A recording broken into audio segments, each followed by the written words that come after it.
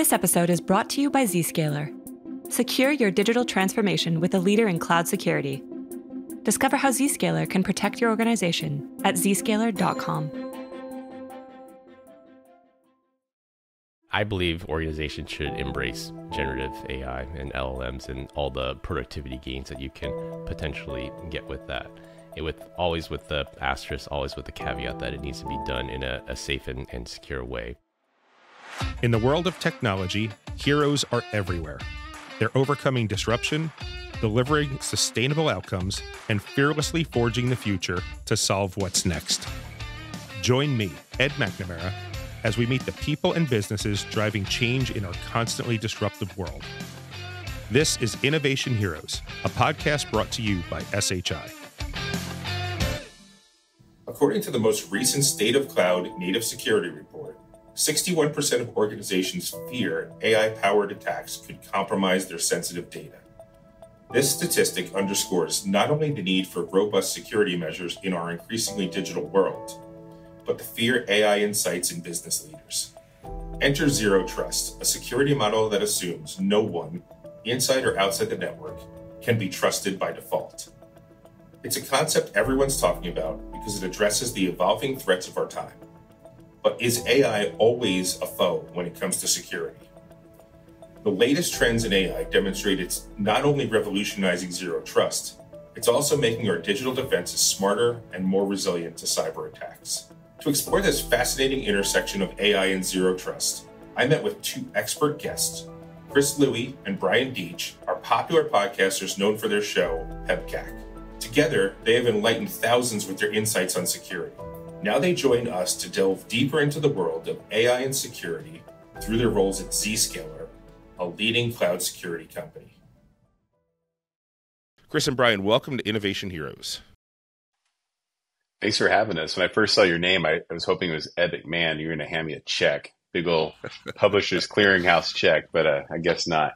You are incorrect, sir. Thanks for having us. Absolutely. You're both podcasters who talk about cybersecurity, and you work at Zscaler, where I assume you spend the bulk of your days talking with colleagues, partners, and customers about cybersecurity. So guess what the topic is today? Starting off, how big a topic has AI plus security been since the explosion of Gen AI? And I'll kick it over to you guys, who I'm the third wheel in this party, so you guys decide who wants to take that first softball right off the bat. I guess I'll go first. And I would say, earlier you had said, 39% of people are too scared to ask. I think 39% of the people probably don't even know, though, at the same time. But I would tell you, every single customer meeting that I go into where they are, security is top of mind, everyone's freaked out about generative AI. But then it's like a two-sided coin. They either don't want their employees to use it, or they're trying to figure out, how do we implement it so we're one step ahead of the competition day in and day out? So there's this weird area of like, it's gross and yucky, don't touch it. But at the same time, we need it. Give us some more, right? And so when looking at zero trust, it's like, what's the appropriate way of doing it? And just blocking it isn't. That's not the way. It breaks collaboration. And if anything, users are savvy. They're going to look for a way to get around it. So you have to figure out what's a way to safely enable the adoption of generative AI without introducing any risk, but make it more agile. What do you think, Chris?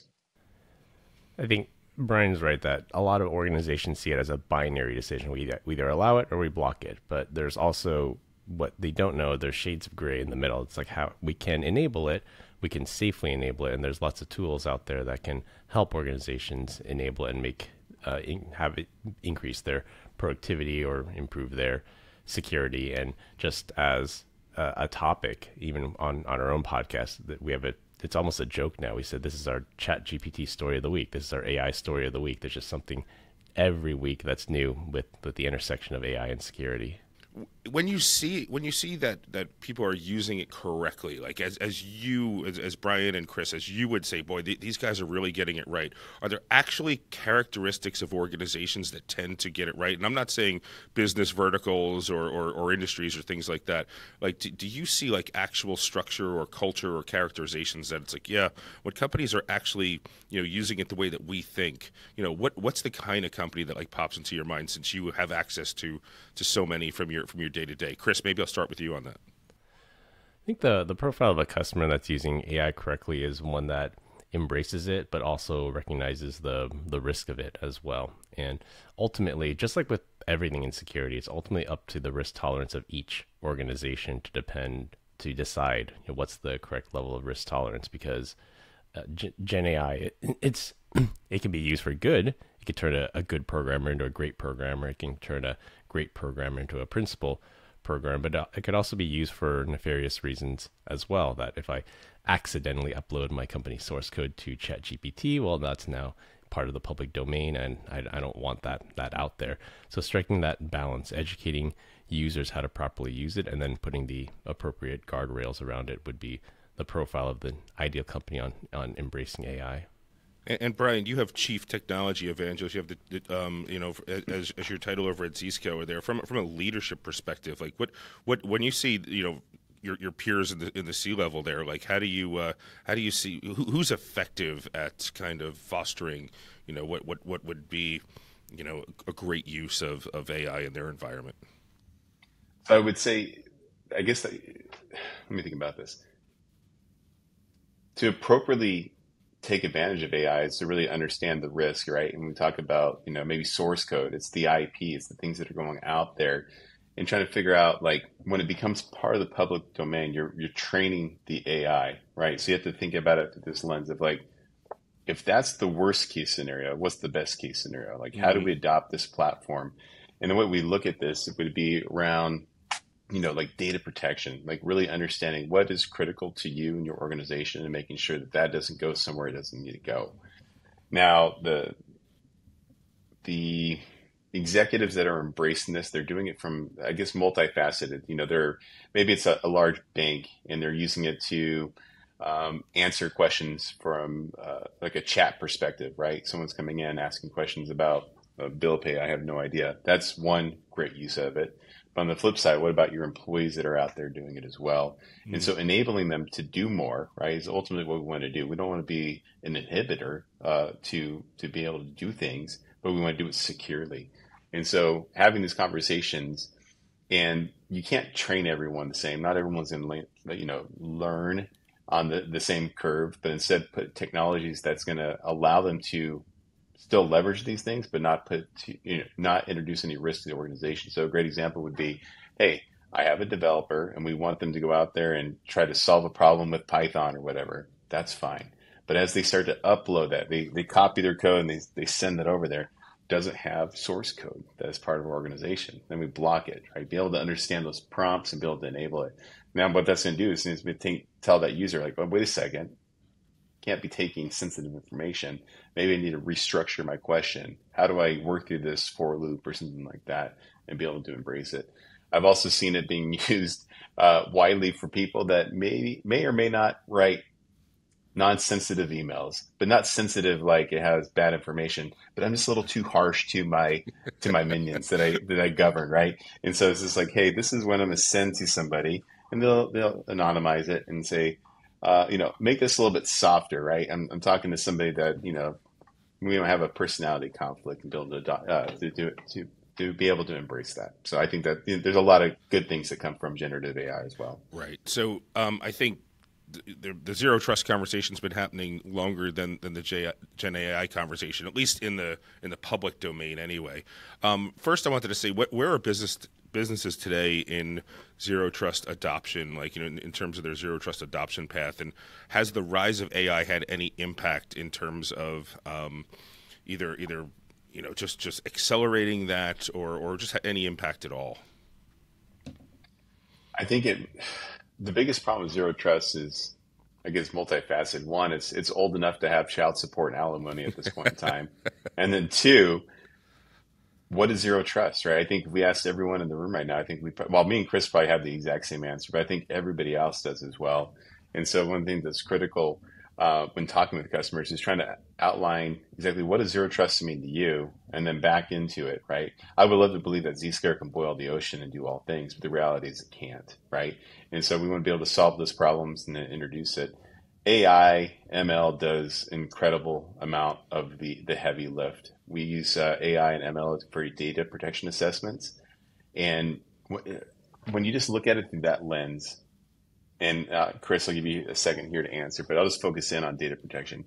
Data protection has been incredibly difficult to do. And if you talk with anybody, they're just like, it's a false positive. We don't want to do it, right? And it's because we all did it the wrong way. We started down the path of what was the old school way of doing it? It was, regex and dictionaries, and it extended all these false positives. And then we're like, well, maybe we should do different things. But if I sit in an exchange in which I see every single user, every single workload that's going through there at every single destination, I start to know your data better than you do. And by running AI and ML against that to create these models, then I can produce different type of I can create DLP based classifications for you that we don't have to do the heavy lift on the back end. And then you're just setting policy. So what took a year, maybe 2 years to do back in the day is now being done in a fraction of that time. I see zero trust definitely as a business driver. It's really transformational compared to how we were doing secure remote access maybe up just 10 years ago or so. But it really does help companies scale their needs based on the requirements, and based on basically any of the requirements that they lay out. There's a zero trust solution and a model that would fit that. Having the pandemic fairly recently also shows that we can work from anywhere, and those users need a safe and secure way to do it. And then just sprinkling on top of that with AI, that's a little bit premium, the cherry on top of zero trust. As Brian mentioned, if you have somebody in the middle that sees every transaction, we see every user going to every destination, well, that's data, and that data can be trained, and all of a sudden we can start seeing these patterns. Well, if I have a person in the finance group and I see that they're the only ones that access finance applications, well, that's a logical rule that says people in the finance group can access finance applications. And when I talk to customers, they tell me like, yeah, we've had this data, but we can't really do anything with it. It's going to take us another few months to really analyze everything and create the rules. But what if I told you there's a system that uses AI and ML that analyzes those traffic patterns, and with just a few clicks, you can create these access policies to significantly reduce the amount of people that actually need access to a certain application. So I saw that at Zenith Live, which is a Zscaler major event for Zscaler. Your CEO, Jay Chaudhry, kicked things off by talking about the competitive advantages of zero trust architecture and AI together. Can you guys help us connect those dots, or share what his company's vision is, and just like what is the competitive advantage that you guys have? So here's the disclaimer. Here's the ad opportunity in in the podcast here. Well, let's try not to be too salesy right here, but when you look at Zscaler, but when you look at Zscaler, we really do start at zero, right? And by that, what I really mean is like nothing has access to anything, right? There is no world in a Zscaler organization that has done this adoption in which you have routable networks between your branch offices and your data center and your private cloud. In a Zscaler world, we don't trust anything. Every single user is his own little island. Every single branch and every single little VLAN becomes his own little island. Every single application that is in a data center, it might as well be Office 365, because you can't get there unless we know who you are. You have authorization to do so. I can posture you, but you will never again be on the same physical network as that application. And if you think about that, users really are your biggest liability in life. And if I can pull those users off the network and only give them access to the applications that they need to do their job, that becomes exponentially easier. And then it becomes exponentially safer. And really the icing on the cake, as Chris has already talked to you regarding the financial person, right, is the AI behind the scenes that does that policy mapping for you. Because as you onboard these things, you want to make sure that you want to reduce that attack surface, right? If you have a user on VPN today, they can probably talk to 5, 6, 7,000 applications that are on that network. They might only need to talk to maybe 50 or 60 of them. I have no idea. How do you even begin to do that in a legacy platform? But in the Zscaler world, you start off with there is no access to anything. We give access to user-specific groups to the applications that they need, and the AI in the background helps marry those two, the policy decision-making to that. And I'm going to start with a summary of one of Bruce Schneier's quotes where he says, you can't protect, you can't defend. The best hope that you have is you can detect and respond. And I definitely truly believe that that's real. And that's where in cybersecurity, we've come up with models called assume breach. And assume breach means assume the bad guys are already in your network. Assume your users are going to click on bad links and download bad files. Now that we've assumed that, how do we take an approach that reduces the blast radius, limits the amount of damage that can be done from a compromised user or a set of compromised credentials? And that's where Zero Trust comes in. You give the user exactly the access that they need and nothing further than that. And then also, speaking of defensive strategies, there's also active defense as well. So you can have deception technology or decoys out there that you place, like fake mail servers, fake Active Directory servers out there. And when the attacker comes in, it's very hard to discern what's real and what's not. Like the attacker gets one chance to get it right, to get on the actual Active Directory server. But if they happen to land on one of the decoys, you can run an automation to contain that user that says, you landed on a decoy, I'm cutting off your access until I can figure out why you landed on that decoy. So there's active defense as well. Yeah, that kind of lends into the overall messaging of like, what can you do with that traffic? And allow or deny, we've had it for decades. We can steer the traffic, you can isolate it, you can deceive it, or you can coach the user through a different type of workflow as well. So I think this, like on top of Zero Trust, being able to have those different levers to pull and steer that traffic, whether it's deceiving or just, isolating the user, becomes exponentially a better way of locking down the network. And at the end of the day, it makes it easier for the users to do more without being told not to. So in terms of like threat hunting, then a lot of the interesting keynotes and talk tracks, spoke to that at Zenith Live, and one of them was about how threat hunting is evolving with AI. Can you guys address that? How is AI transforming threat hunting practices? AI is going to be a significant help to threat hunting. There's a few trends, and I think our listeners can universally agree, at least in cybersecurity, there's things like SOC burnout. Our security operations centers, they're understaffed, they're overworked. There's things like alert fatigue. They just get so many alerts. There's no way to tell which ones are real, which ones are relevant, which ones are the ones that we should really look at. There are skill gaps and staff shortages as well. I think the latest numbers are over 700,000 cybersecurity job openings in the U.S. that we just can't fill. There's just not enough people to fill that. And I think AI is going to help all of those points there.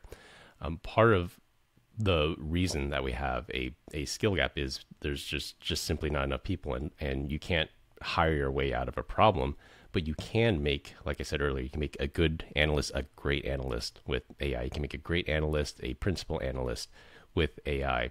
And using things like analyzing data, contextualizing information with the data fabric, one of the recent acquisitions we made, Avalar, does this exact thing. It ingests all these data sources. It helps you contextualize the information, and it will tell you, did Chris log in from Japan? Is that a good thing or is that a bad thing? Well, it depends. If he was in San Francisco 15 minutes ago, that's a bad thing. But if he has a business trip planned for Japan, well, then that's fine. So you have the same data point, but you have to wrap some context around it, and that's where the AI and the data fabric will help with that.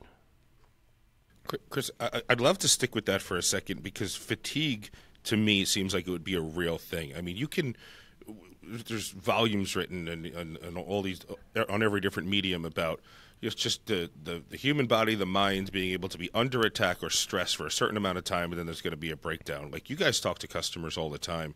Like, what's the human toll that's taking on the constant vigilance, and is it being addressed? Is that a real thing? Is that what you see out there? Like, when you're meeting with customers, and are leaders even considering that? Just speaking to our leaders out there.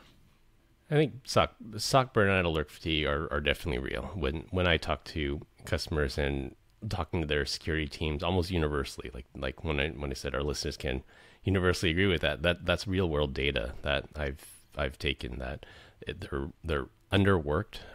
They're overworked and they're understaffed, and just having those thousands, hundreds of thousands of alerts coming in, not knowing what's relevant, and the fear that you're going to miss something, that you'll be the next large breach because you saw this alert, you didn't think it was relevant, but later on that alert led to some catastrophic breach. There's always going to be that fear of that.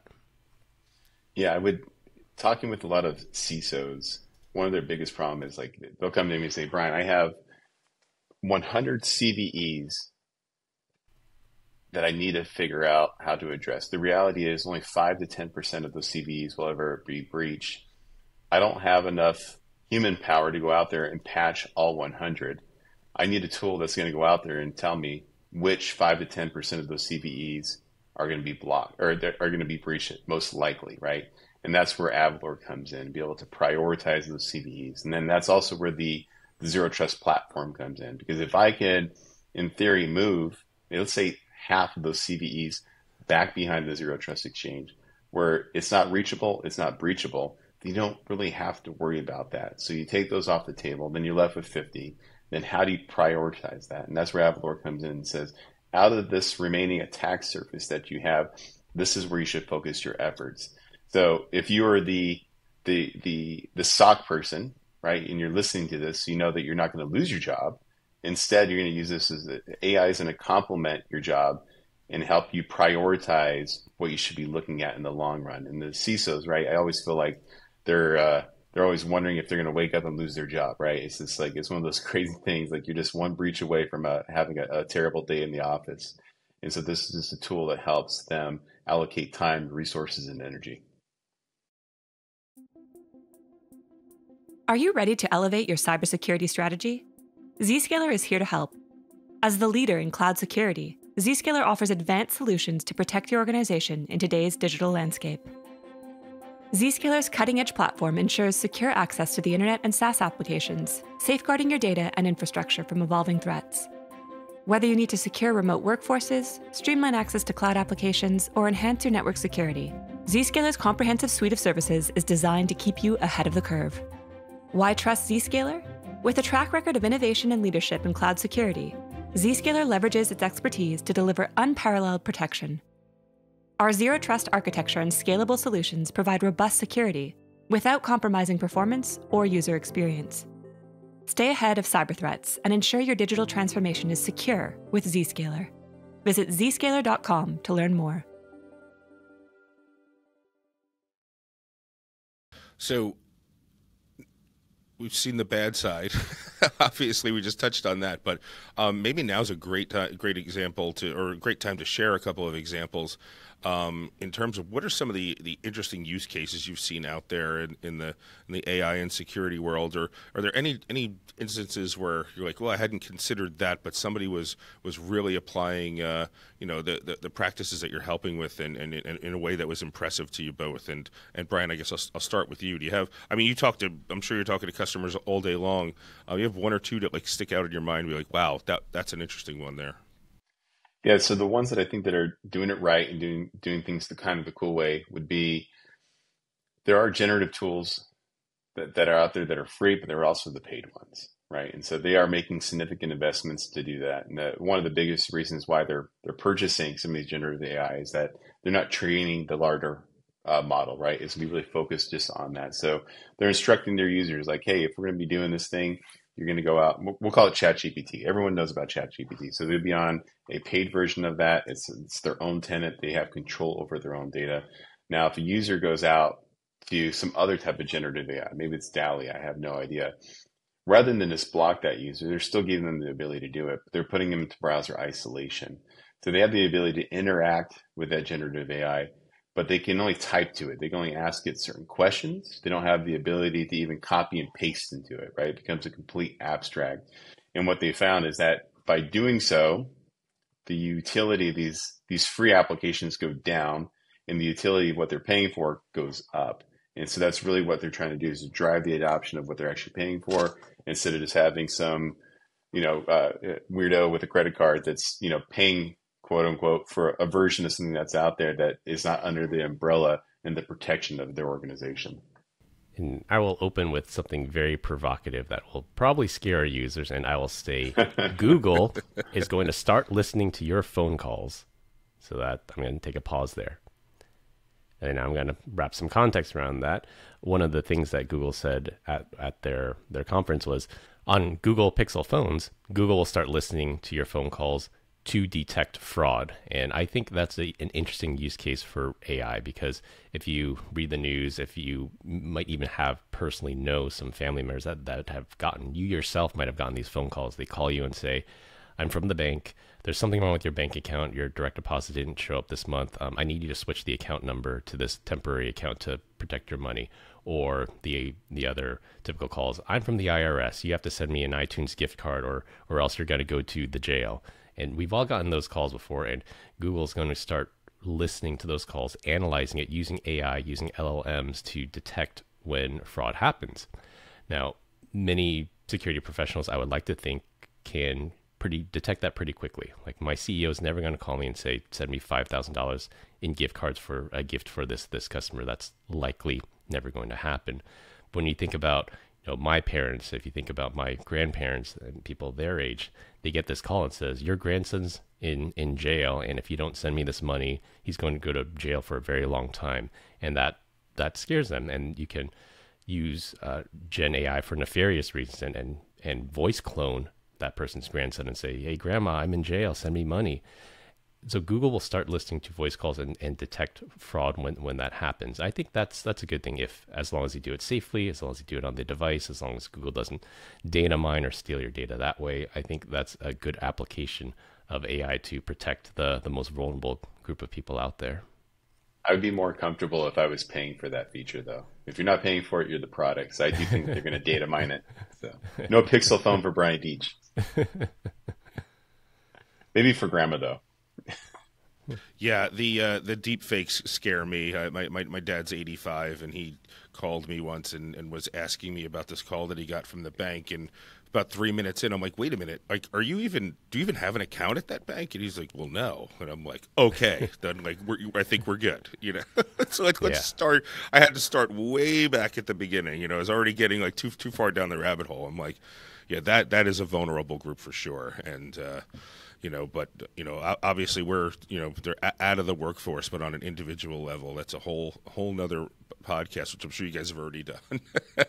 So in terms of advice for our listeners, for businesses looking to integrate AI into security strategies, what challenges are they facing, and what advice do you have for them? And Chris, you're a customer success architect, so maybe I'll start with you there. Like, what are you advising on customers right now? For the most part, our advice for customers, and speaking personally, I believe organizations should embrace generative AI and LLMs and all the productivity gains that you can potentially get with that. Always with the asterisk, always with the caveat that it needs to be done in a safe and secure way.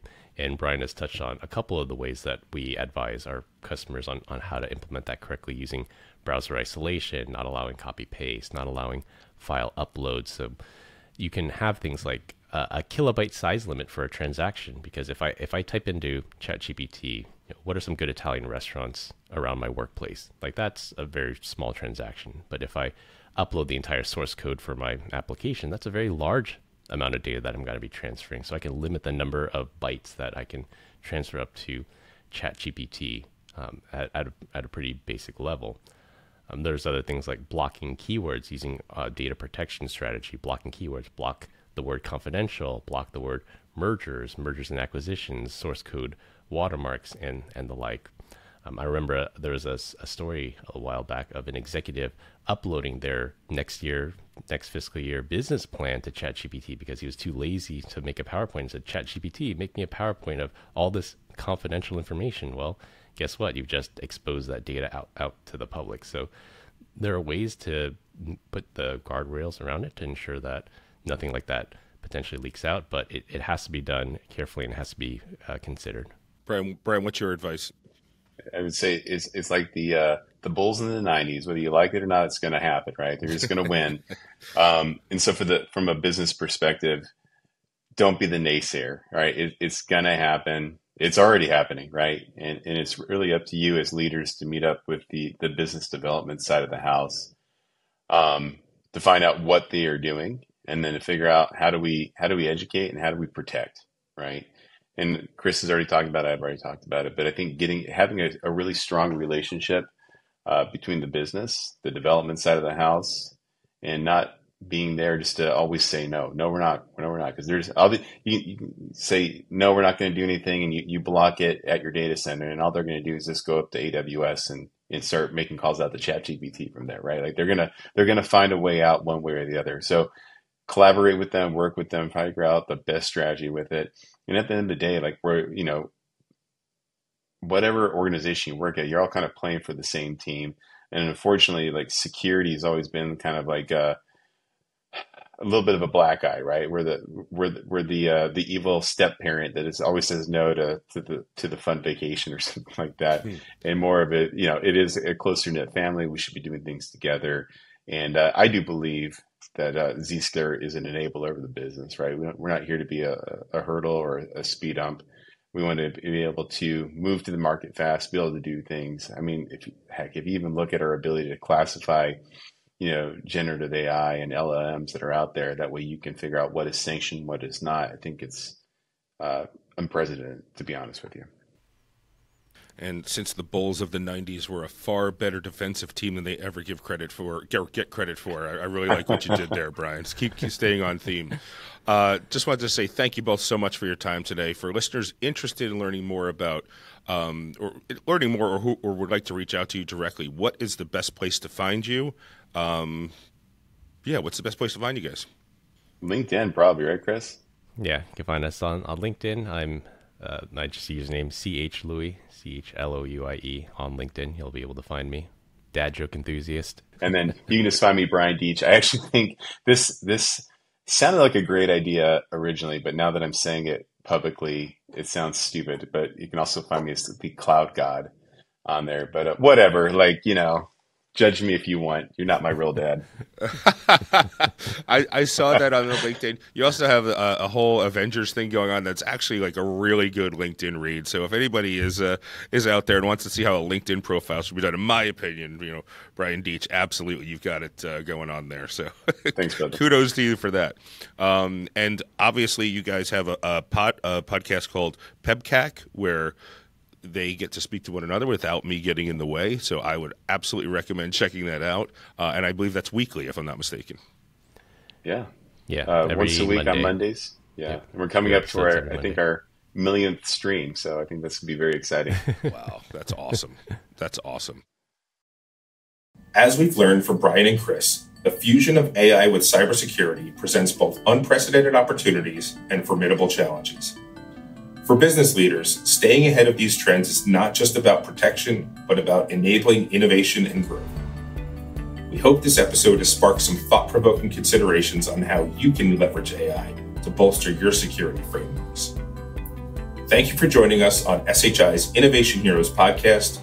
Until next time, stay secure and keep innovating.